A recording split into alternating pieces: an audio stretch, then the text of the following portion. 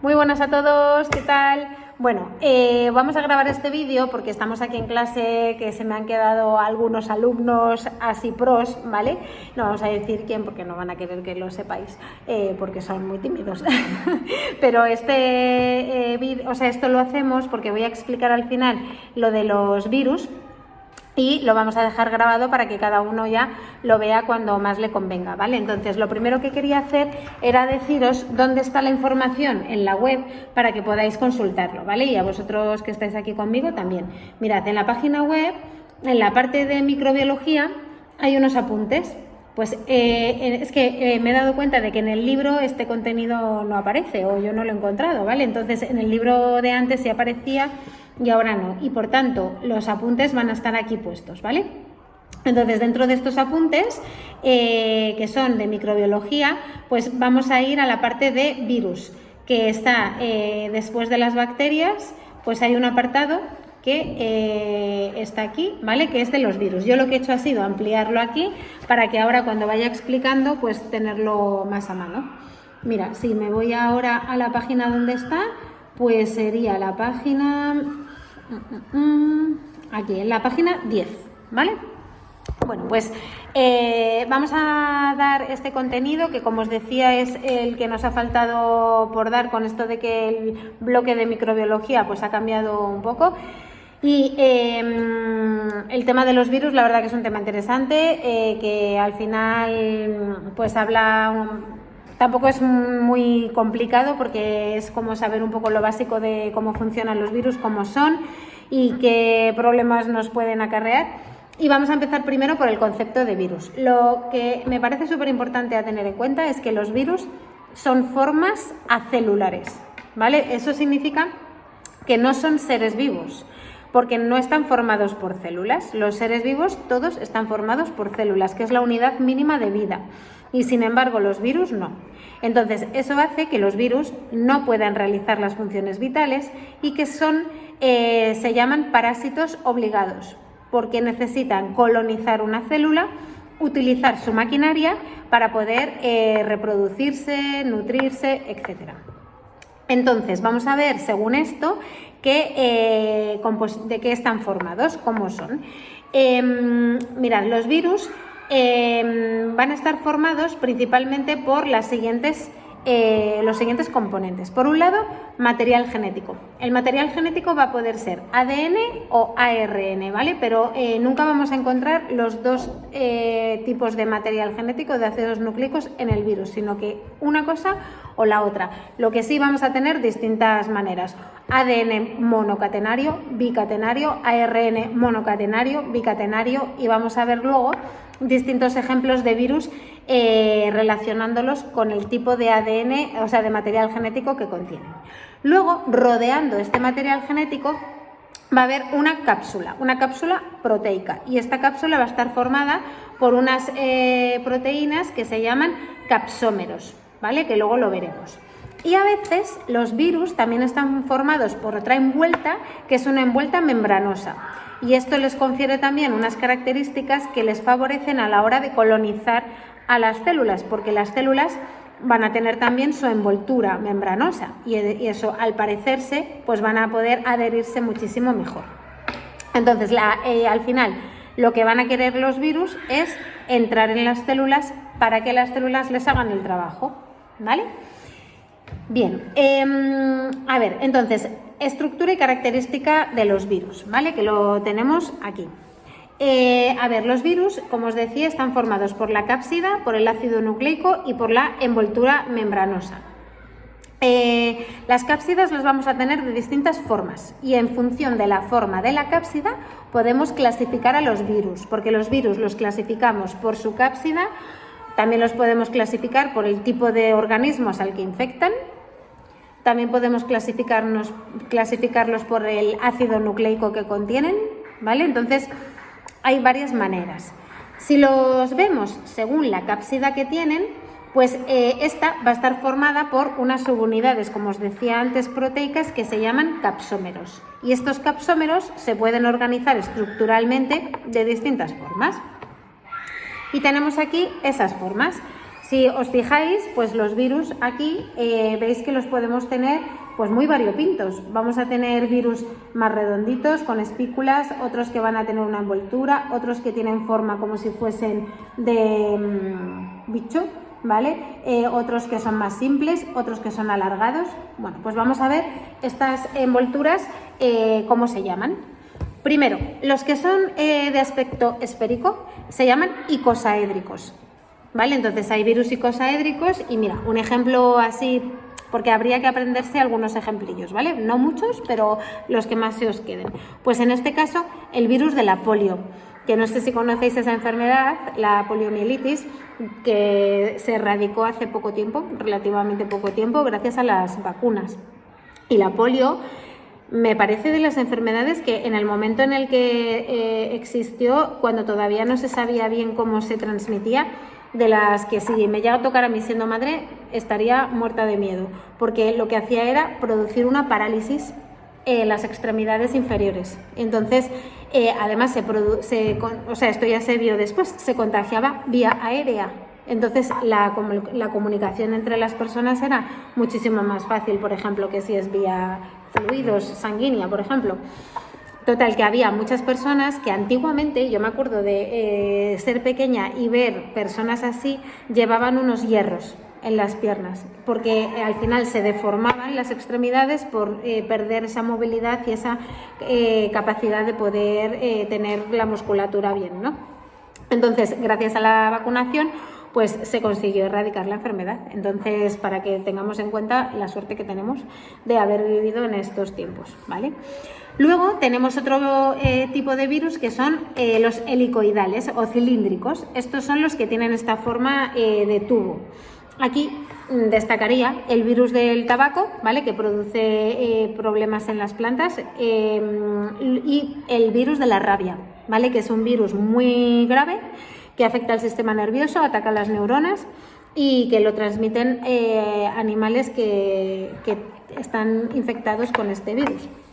Las personas, por ejemplo, que trabajan con animales, pues tienen que estar vacunadas. Y si, por ejemplo, tienes la mala suerte de que hay probabilidad de que puedas tener haber contraído el virus, pues tienen que darte una antitoxina para que puedan frenar a ese virus y que no te esté invadiendo el sistema nervioso, ¿vale? Bueno, pues seguimos ahora con los virus complejos. Los virus complejos es el que os comentaba antes, que parecía un bicho, ¿vale? En concreto tenemos a los bacteriófagos, que es ese de ahí, que es este que tenemos aquí. Un bacteriófago va a tener bastantes componentes, porque va a tener una parte que es la cabeza, donde se sitúa el material genético, luego va a tener una zona intermedia, ¿vale?, que es como si fuese la parte de la inyección, ¿vale?, porque lo que va a hacer este virus es introducir su material genético como si fuese una inyección dentro de una célula, y tiene como unas patitas, ¿vale?, que son unas fibras que se encargan de posarse encima de la célula y colocarse adecuadamente para introducir el material genético. Este tipo de virus afecta a bacterias, ¿vale? Y entonces por eso se llama bacteriófago. Bien. Bueno, que sepáis que hay investigaciones ahora para, por ejemplo, como vías alternativas a los antibióticos. Como ya sabéis que hay una lista de bacterias ahora que tenemos que son infalibles y que no las podemos destruir con ningún antibiótico, se está investigando cómo genéticamente modificar virus que atacan a bacterias para que sea el virus el que ataque a la bacteria que queremos eliminar. Lo difícil de esto es lo de siempre, cómo seleccionas las bacterias que quieres eliminar y las que quieres que queden vivas, ¿vale? Entonces, bueno, pero es una vía que nos permite utilizar los virus a nuestro favor. Vale, entonces, estos son los tipos de virus, ¿vale? Icosaédricos, helicoidales, complejos, y me queda, ya decía yo, el de virus con envoltura membranosa, que es el que es realmente con forma, que puede ser icosaédrica también, pero luego tiene una envuelta membranosa que tiene glucoproteínas, ¿vale?, que son codificadas por el propio virus y que favorece la colonización de las células. Y dentro de este, pues tenemos, por ejemplo, el virus del SIDA, el virus, la viruela, que ha sido otra de las enfermedades que también gracias a la vacunación masiva se ha conseguido erradicar y gracias, o sea, fue la que gracias a unas verrugas que aparecían, esto seguramente alguna vez os lo conté, unas verrugas que aparecían en algunas personas, que eran mujeres que ordeñaban las vacas, y que se vio que las mujeres que tenían estas verrugas, cuando contraían la viruela, sobrevivían y tenían una enfermedad muchísimo más atenuada. Y entonces se vio que las vacas transmitían un virus mucho más leve que las personas, y entonces gracias a eso se dedujo que cuando tú te habías enfrentado a un virus más leve conseguías unas defensas que luego cuando te enfrentabas a otro peor te beneficiaba, ¿vale? Y esto en esto se basó el sistema de las vacunas, en poder utilizar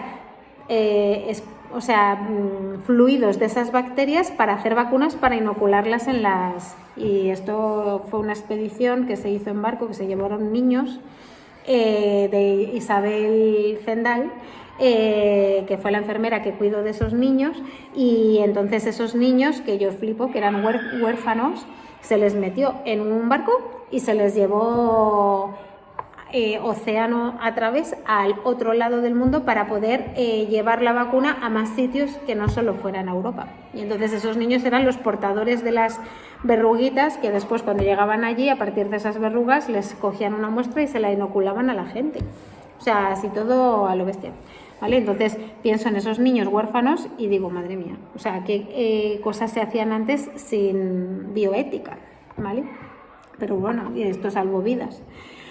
Vale, según el ácido nucleico que hemos dicho, vamos a clasificar los virus en función de distintos factores. Según el ácido nucleico, pues también vamos a tener distintos tipos de virus.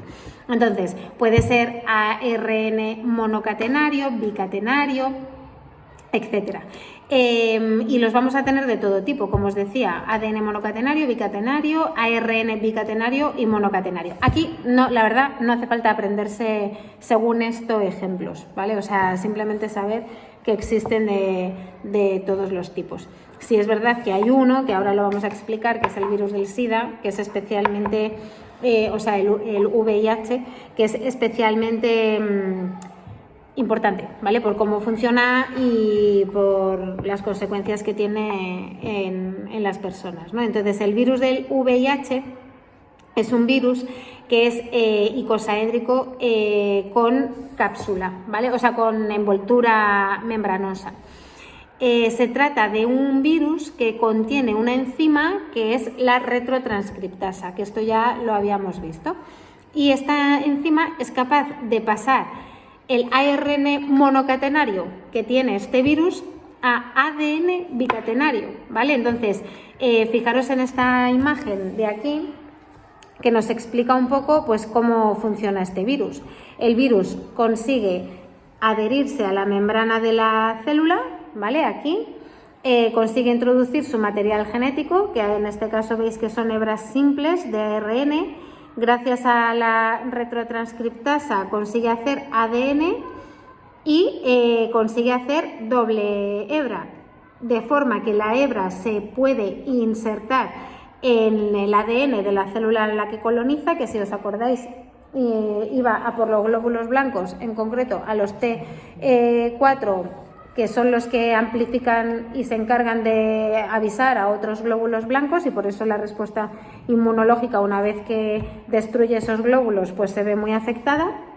Y entonces el virus puede permanecer lo que se llama silente o en pausa un tiempo, y entonces estas células que contienen el virus, cuando se reproducen, sí, o sea, las células contienen también el virus, ¿vale? Pero hay un momento en el que de repente hay una señal que activa todo y entonces empieza a producir más virus, y esos virus al final, que crecen en el interior de las células, terminan rompiendo a la célula y diseminando más virus que atacan a más células y así, ¿vale? Bien, y esto que acabo de decir está explicado aquí, ¿vale? En estos cuadritos grises. Vale, si seguimos un poco más, aquí nos habla un poco del bacteriófago, ¿vale? Que es un poco lo mismo, pero en este caso afecta a las bacterias, pero la idea es la misma. Y relacionado con esto hay una cosa importante que son los ciclos de los vitales de los virus, ¿vale? Vitales sería como una incongruencia porque no viven, pero son ciclos que necesitan los virus para poder existir, si no, pues no existirían. Y son dos, el ciclo lítico y el ciclo lisogénico. Lisis es ruptura, ¿vale? Entonces el ciclo lítico es el de ruptura y el ciclo lisogénico es el de la fase esta que os decía silente, que está el virus dentro de la célula, pero no está destruyendo a la célula, sino que está ahí como oculto. Bien, en el ciclo de lítico, ¿cómo sucede? Pues voy a ampliarlo un poquito para que se vea mejor. Fijaros, en este ciclo tenemos aquí el virus que va a infectar a esta célula y entonces el virus se posa encima de la membrana de la célula, que en este caso es una bacteria, introduce su material genético y se inserta en el interior. Directamente, una vez que ha dejado su material genético en el interior de la célula, va a utilizar toda la maquinaria de la célula para hacer copias del virus. Y fijaros cómo aquí va haciendo cápsida, va haciendo la cola, va haciendo las patitas, ¿vale? Todo esto llega a un momento en el que se ensambla, es decir, todo se une y cuando ya está unido se rompe la célula para que estos virus sean liberados al exterior y por tanto estos virus ya nuevos van a poder infectar a más células. Y a esto se le llama el ciclo lítico. En este caso, lo que hace es destruir a las células. Dependiendo del tipo de virus, va a ser más o menos grave. Si, por ejemplo, es un virus que afecta solo al tracto respiratorio, pues te va a producir daño en la mucosa respiratoria. Pero si afecta, por ejemplo, a las neuronas, imagínate, pues te produce un daño peor, porque te afecta a las neuronas que controlan tu cuerpo. Si afecta a los glóbulos blancos, pues también mal, porque afecta a tu sistema inmune. Entonces, dependiendo del virus, de dónde va a colonizar, qué tipo de células va a colonizar, pues nos va a producir más o menos daño, ¿vale? Bien, ¿y en qué consiste el ciclo lisogénico? Pues consiste en que ahora, en lugar de entrar y utilizar directamente la maquinaria, entra y se queda solo el material genético oculto dentro del material genético general de la célula.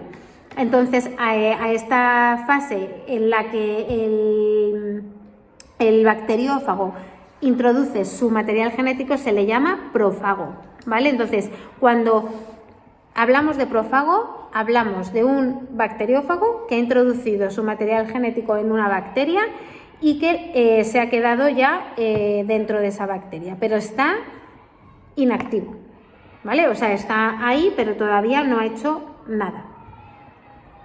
Y por eso veis que aquí en los dibujos pues aparece esta idea. Entra dentro y hay dos opciones, la opción de quedarse como prófago o la opción de quedarse, de provocar un ciclo lítico y por lo tanto de mayor daño celular y de multiplicación del virus. ¿Por qué pasa una cosa o la otra? Pues hay señales que lo activan o lo dejan así.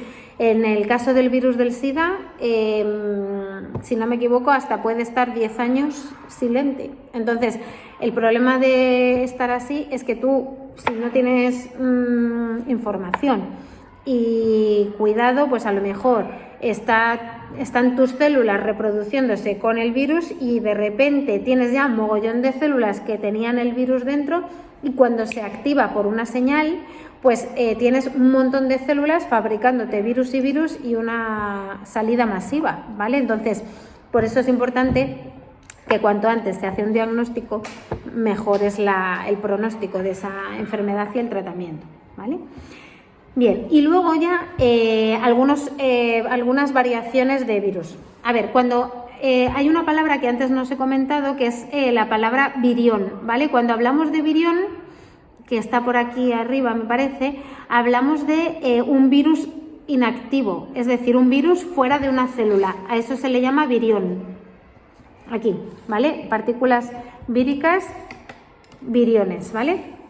Entonces los viriones son como el virus, pero el virus sin estar en la célula. Todo lo que hemos hablado sería un virión cuando lo hablamos como inactivo. Luego tenemos otras modalidades, como os decía. Aquí más adelante aparece, por ejemplo, el concepto de viroide, ¿vale?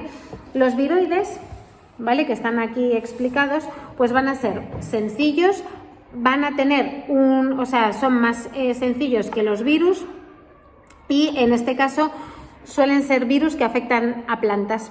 Entonces, solamente causan enfermedades en vegetales, pero producen muchos daños. Por ejemplo, en cosechas, pues aquí cuenta, por ejemplo, un ejemplo de cultivos de patata en Estados Unidos que se cargó al completo, ¿vale?, cuando afecta a toda una... Claro, porque los virus se transmiten al final entre plantas que están infectadas.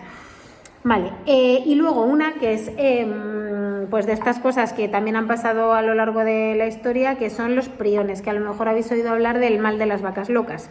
Hubo un tiempo que también hubo mucho pánico en Europa porque de repente empezó a existir una enfermedad que producía en las personas un fallo terrible, ¿vale? Y empezaba a producir fallos a nivel del sistema nervioso.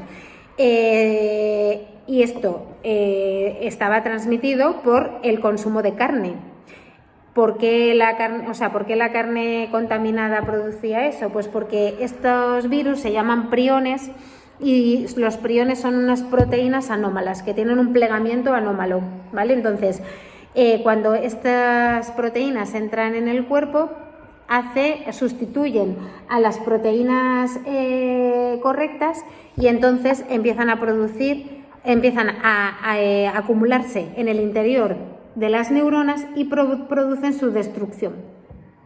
Entonces, los animales, por ejemplo, que tenían esta enfermedad, que es la de Creutzfeldt-Jakob, tenían ataxias. Las ataxias son movimientos descoordinados a nivel motórico.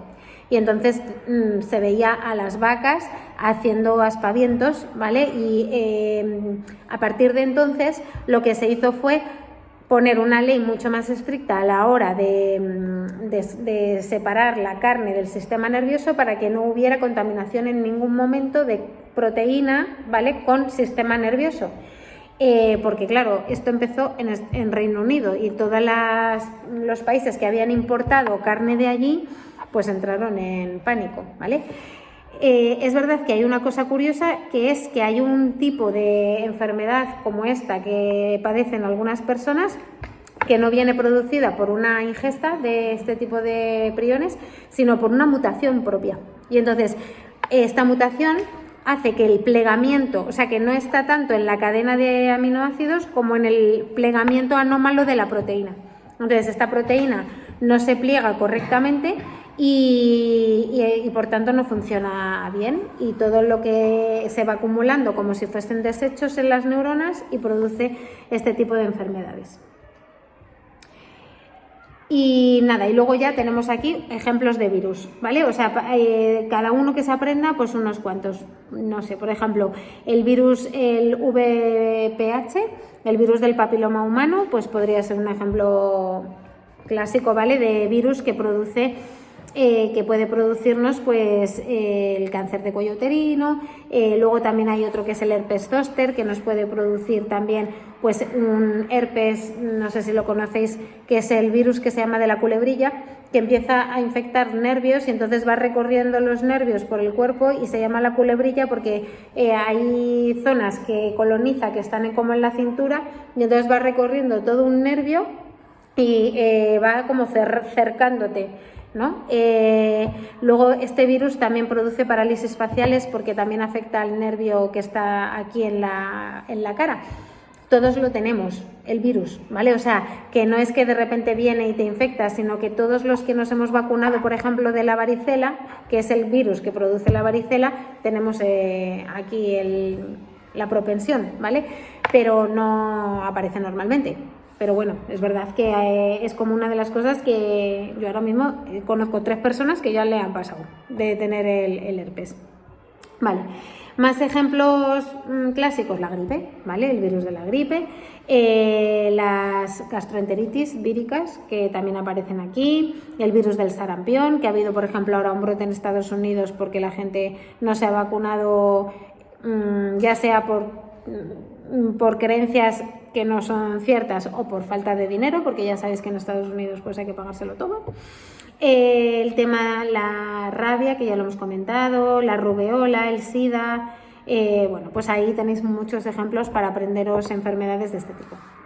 Y luego deciros también que los virus, si recordáis, tienen un tamaño ultra microscópico, que no lo podemos ver con microscopio óptico, que solamente se pueden ver con el microscopio electrónico, ¿vale? Que ese era uno de los contenidos también que tenemos que repasar para el examen. Y con esto yo creo que he explicado lo más importante de este contenido que nos quedaba por dar, ¿vale? Así que nada, con este vídeo me despido y cualquier cosa que queráis, pues ya sabéis dónde estoy. ¡Chao!